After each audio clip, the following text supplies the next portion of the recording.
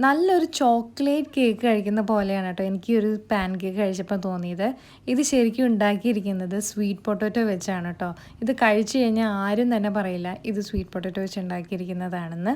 പിന്നെ അതുപോലെ തന്നെ ഇത് സൂപ്പർ ഹെൽത്തിയാണ്. അതുപോലെ തന്നെ ഡയറ്റ് എടുക്കുന്നവർക്കും ഇതിനായിട്ട് ആദ്യം നമുക്ക് സ്വീറ്റ് പൊട്ടാറ്റോ ഒന്ന് ബോയിൽ ചെയ്തെടുക്കുകയാണ് ചെയ്യേണ്ടത്. ഞാൻ അവനിലാണ് ചെയ്യുന്നത്. ഏകദേശം ഒരു 6 മിനിറ്റാണ് ഞാൻ വെച്ചിട്ടുണ്ടായിരുന്നത്. എന്നിട്ട് ഇതൊന്ന് നന്നായിട്ട് ഉടച്ചെടുത്ത് കൊടുക്കുക. അപ്പോൾ എൻ്റെ ഒരു അസിസ്റ്റൻറ്റ് ഇവിടെ എഗ്ഗ് പൊട്ടിച്ചൊഴിക്കുന്നുണ്ട്. ഒരു എഗ്ഗാണ് ഇതിന് വേണ്ടത്.